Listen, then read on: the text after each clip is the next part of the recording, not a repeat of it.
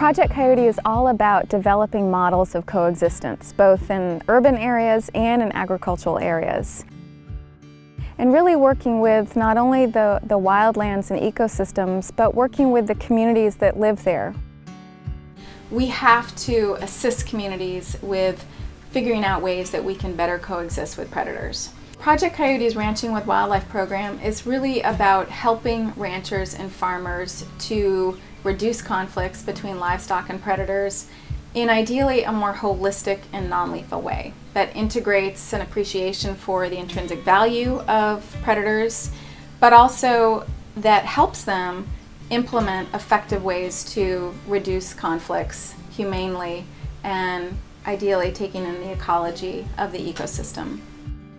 So our Ranching with Wildlife program assists farmers and ranchers with really looking at alternative methods and models for how we can better coexist with these animals, how we can effectively introduce non-lethal methods like livestock guard animals, better fencing, night corrals, shepherding to reduce conflicts and learn how we can also share the land and benefit from the presence of predators.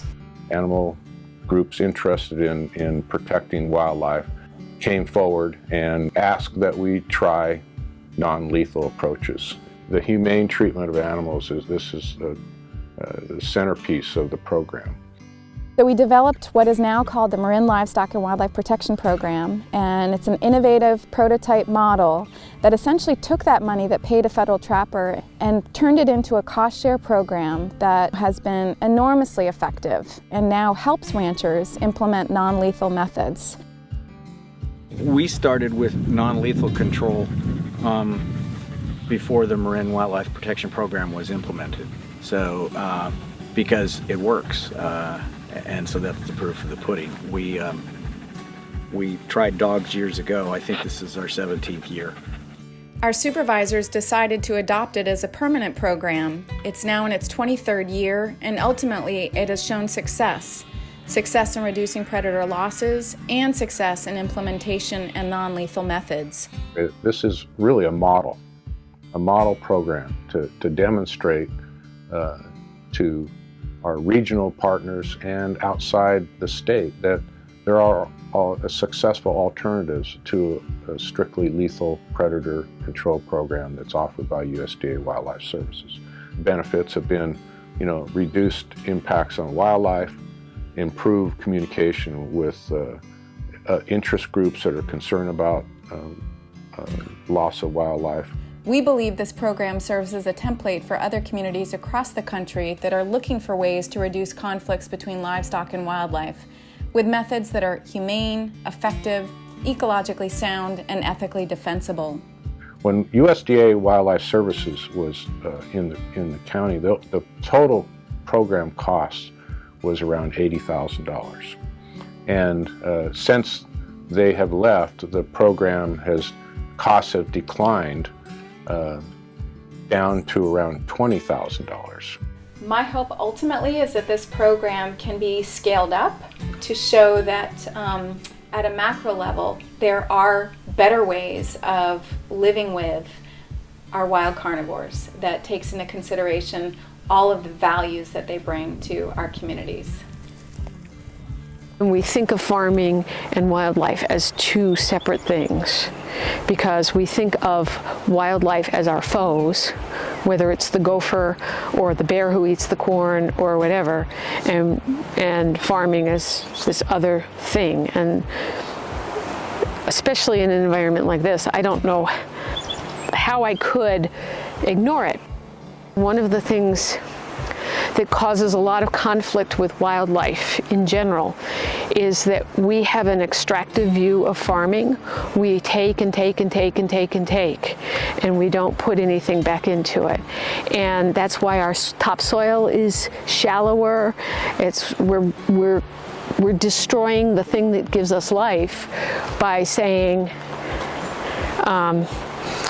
we have to have more. We got to get more and more and more out of this land. And if anything, we're going to go backwards on this piece of property.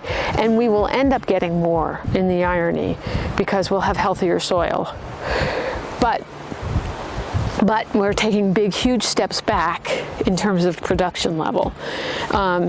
And I think that one of the things that's hardest for people to understand is that farming, if we're not going to be extractive, if we're going to live in the environment, we have to completely change the way we think about farming. There's an old saying that ranchers were the first conservationists.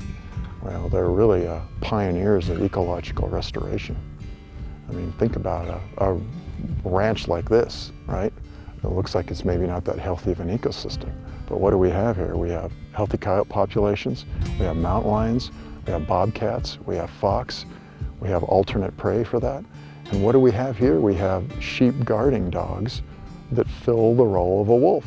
So really, ranchers here have reconstructed this ecosystem and designed it in a way that it uses the natural laws and rules that allow successful coexistence, not only between humans and coyotes, but between predators and prey. One of the things that we've been compelled to learn is that if we learn to live with the coyotes and get to know their habits a little bit better, it's easier for us to ranch in ways that don't set us up for conflict, and so we don't have so much trouble. And you know, in our case, it's been mostly about coyotes and foxes and a little bit about bears and lions, but I think that same general concept applies to working with the even more challenging predators like wolves and grizzly bears.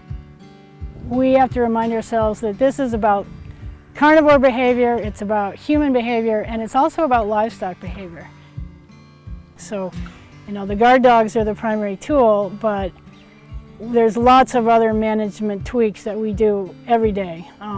At the most vulnerable times of year, we don't leave the lambs out where we can't keep an eye on them. I make my presence known at all sorts of weird and unpredictable hours. Doing that with a flashlight really helped when we had mountain lion trouble because cats don't really like light. I pee in the back corner to mark my territory. I'll do anything. And it's like any form of integrated pest management. You can't point to any single tool and say, oh, that's the one. It really involves a commitment that makes you both willing and able to just do different things at different times. And if I've learned anything from almost 30 years of living in this place, it's that adaptability is the name of the game. You learn some tricks and they can work, but you have to be prepared for the fact that 3 years from now you might need to learn something else. And you know, it's extremely distressing when problems start again, but it also makes it really interesting to become tuned in to what the wild species are that live right amongst us. Everything that we do as a rancher is an interaction with the environment, and we can either control and destroy, or we can figure out how to work with the environment and enhance it.